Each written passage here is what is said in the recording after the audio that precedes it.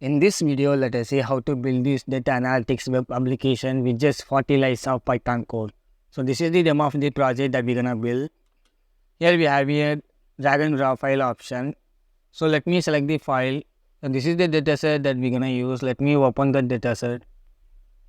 As you can see, the file has been uploaded successfully. You can see the message here. File uploaded successfully. Below that we have the data preview. This will display the top 5 records from the dataset. If you want to order these, you can click on the column name to order these accordingly, ascending order or descending order. Below that we have the data summary. Here also ascending order or descending order. If you want to download these, you can click on this to download, or if you want to search the data set, you can do that by clicking on the search bar. After that we have the data field.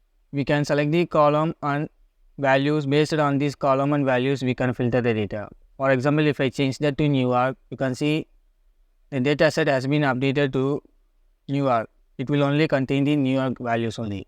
After that, we can plot the data set depending on the x-axis and y-axis. For example, I'm gonna select the x-axis as date and y-axis as wind speed. And if I click on generate plot, so this is the line chart that we have created for the above data. Each day we have this amount of wind speed. You can see that we only use the 39 lines of Python code only. Let us see how to build this web application using the Streamlit module. Let's get started. So before we proceed ahead, this is the documentation of the Streamlit. We have to install the Streamlit. For that, let's open up your command prompt. Change to any directory you want to install the Streamlit. We're gonna create a virtual environment here. For that, Python -m venv, and the name of the virtual environment is also the venv. Press enter. I have already created the virtual environment, so I will activate the virtual environment now. To activate the virtual environment, type venv. Inside that we have the scripts folder and activate. When you press enter, you can see that the virtual environment has been activated here. You can see the prefix. To install the Streamlit, we're gonna copy this command.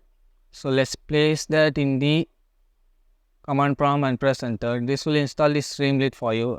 As you can see, it says requirement already satisfied because I have already installed it. When you run the command for the first time, it will install the Streamlit. Let me clear the screen and to test Streamlit is installed successfully or not, Streamlit hello. And press enter.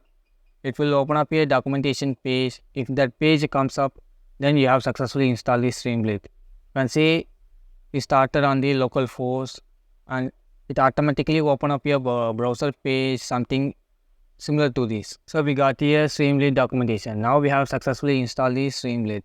So I'm gonna open up your Python file now. Test v1.py is our Python file.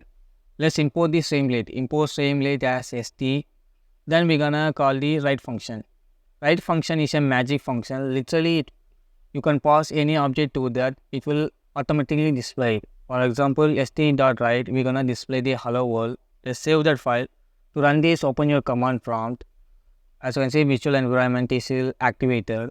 Streamlit run, and after that, we're gonna provide the path of the Python file. For that, let me right click and select the file path and paste that here and press enter. Just give you a few minutes, it will start up the Streamlit server. As you can see, it's running on the localhost port 8051.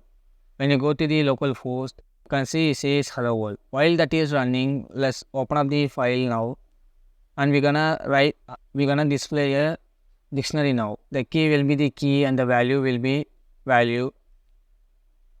Let's see how Streamlit display this. So let's save this. When you go to the browser, you can see it says source file change. If you want to rerun this one time, you can click on this, or if you want always rerun, you can select this. And finally, we have the deploy. We will cover this later in the video. When I click on rerun, you can see that the write function automatically format this. We have the dictionary in a nice format. We have the keys and the values. So this is the power of using the write function. Now we have seen the basics, right? Let's start building our project. First, we need to have the file upload. For that, file upload equal to, before that, let's give you a title for our page, st.title, and we're gonna give data analytics with just 40 lines of code. This is our title. for our page. Let's go to the browser and click on rerun. As you can see, this is our title. Let's go to the file again. Now let's define the file upload. File upload equal to st dot, we're gonna call the file as uploader function, file uploader. This will take a 2 parameters. The first one is the name that we wanna give, choose a file. This is our name. After that, we can specify the type by using the type argument. The type will be, must be CSV. Let's go to the browser and click on rerun. You can see we got a file upload box. This is our name, choose a file. Let's click on browse files to choose our files. When you click on this, file dialog will open. Just give you a few minutes. So this is the CSV file that we're gonna use for this tutorial. Let me select that file and click on open.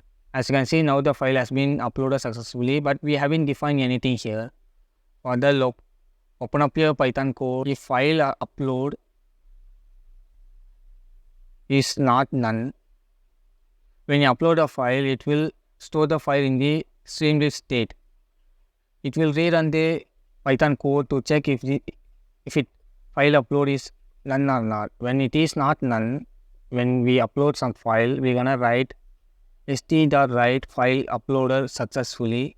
Let's go to the browser and click on rerun. As you can see, we get a message, file uploaded successfully. We have been upload the file for the second time, right? The file stores in the state of the Streamlit. Let's go to the file again. After that, we're gonna convert the data set into one data frame, that is the pandas data frame. For that, we have to import the pandas. Import pandas as pd. We're gonna create a data frame now.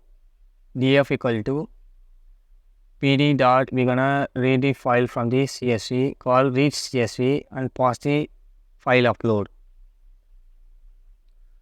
So we don't need the iterator. Let me clear up. After we get the data frame, we're gonna create a subheader, st.subheader. We're gonna give data preview. After that, we're gonna call the st.write function. Inside that, we're gonna pass the data frame and call the head method. The head method will only return the first 5 rows. Let's click on rerun now. As you can see, we get a data preview subheader. So this is our data set which only contains the top 5 rows. Let's go to the code again.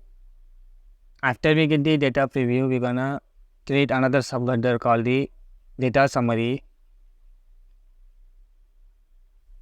To get the data summary, st.write, we're gonna call the df.describe method. This will give us the summary of the data set. Let's save this file and go to the browser and click on rerun. You can see this is the summary of the data set that we have uploaded. If you want to change the order, that is ascending order or descending order, you can click on the column name to choose that. That is, you can see that the order has been changing. You can select this is our row. If you want to download this as a separate data set, you can do that by clicking on this. Or if you want to search something, we have the search option here. You can search here. So let me clear that. You can also maximize this and minimize this. Now we have the data preview and the data summary. The next step will be to filtering the data. So let's open our file again. We're gonna create another subheader called the st.subheader. We're gonna filter the data filter. After that, first we need the columns of the data set. So columns equal to get the columns, we use df.columns.toList. This will convert the columns into one list. Now we have the columns. Next we need to create a widget, select widget. So select column equal to st.select box. It will create a widget where you can select the individual columns. So select a column. The another argument is the columns, the values that we want to pass it to. So let me change that select column to filter by. After that we will pause the columns. So let's save this file and go to the browser and click on rerun. As you can see, we have a select box here. When you click on that, so these are the columns that we have to, we can select any column here. So let me select the city. After we select the city, we have to continue our code here. After we select the column, we have to get the values of that column. Values equal to get the values of the individual column, we're gonna use this syntax df. Inside that, we're gonna pass the select column.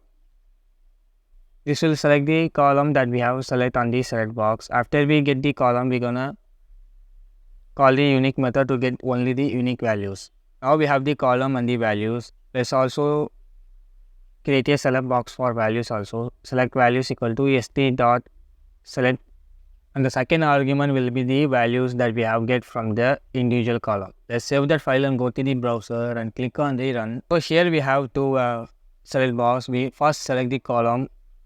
So let me select city. You can select temperature also. So let me change that to city now. When you select the city, the values will automatically change to the cities. We have these 5 values. Let me select the Phoenix. So depending on this, we're gonna filter the data set. For that, we're gonna filter data frame equal to filter the data frame, we're gonna use this syntax df of select column, and the column equal to values that we select from the select box, values, rest write the filter df. Let's save that file and go to the browser. So depending on the column and the values we select, it will filter the data for us. So we get a error. Let's fix this now. So this will be select values, not values. Let me change the to select values. Now when you go to browser and click on rerun, you can see depending on the column and the value we set, the data set will automatically updated. So let me change the value to Chicago. You can see the data set has been updated. Only it contains the Chicago data values. So let me change the column to temperature, wind chill, and when we select the wind chill, we have the values which is don't help us. So let me change the column to city and select the value to something else. In this case, Los Angeles. As you can see, the data set has been filtered, only contains the Los Angeles records. Now we have filtered the data. To plot this, let's create another subheader, st.subheader. We're gonna plot the data that we have filtered, plot graph. First we need the x column and the y column, right? X column equal to, we're gonna create another select box widget, st.select. This will take again 2 parameters. The first one is the title. Select the x axis and the values columns. Let me copy this line. The same is true for the y column also. So let me copy and paste it and change the x to y.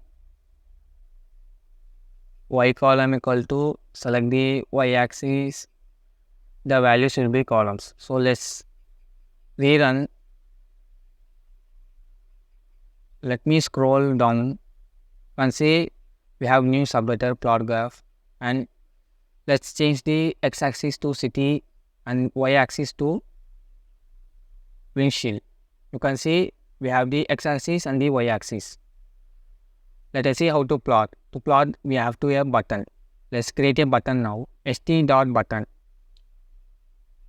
The button title will be generate plot. When we click the button, the plot will be automatically generated. For that, let's give you a pause keyword now. Let's save that and click on rerun. So we have a button here. When you click on that, nothing happens because we have paused the pause keyword. So when you click on this button, the graph should be displayed. For that, let's change the code now. Let me remove this and we're gonna use the st.line chart. After that, we're gonna use filter data frame and call the set index. We're gonna set the X column so and get the Y values. Let's save this. Let's go to the browser and click on the run. When I click on the generate plot, so we get a error, Streamlit has no line chart. So this is not line chart, we have a underscore here. Let's pause the underscore now and go to the browser and click on rerun. Now let's click on this generate plot. Here we have the plot. I have set the x-axis as date and y-axis as windshield. Depending on the date, we have the windshield values. If you change the x-axis to something else, let me change that to city and also change the y-axis to temperature. So let's change the rainfall and click on generate plot. So this graph is not helpful for us because the values are not helpful. Let me change that to date and also change the y-axis to windshield and click on generate plot.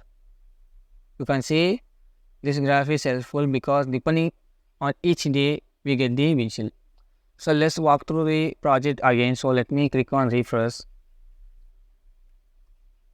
So this is the project that we have developed. The title will be data analytics with just 40 lines of code. And click on browse files to select your data set. Let me select the data set and we're gonna open this. The data set has been uploaded successfully. We have the data preview here. This is our data preview which only contains the top 5 values. If you want to order this, you can click on the column name to order ascending or descending order. Below that we have the data summary. This will provide us the maximum values, minimum values, 75 percentile, 25 percentile. You can also order this. If you want to download this, we have the option here. If you want to search something, we have the search bar there also. Then we can filter the data by selecting the columns and the values. If you want to change that to New York, you can see the data set has been uploaded. Change that to New York only. If I change, let's scroll down. If you want to plot the graph, you can also do that here. Let me select the city or so let's select the date and windshield, and if I click on generate plot, you can see that we get a line chart. The line chart tells us how much windshield has been generated on each day. So this is how you build a web application with just 30 lines of code. You can also deploy this. There is a built-in feature available in Streamlit. If this video gets 100 likes, I will try to upload that video as well. So this is for this video and I will continue in the next one.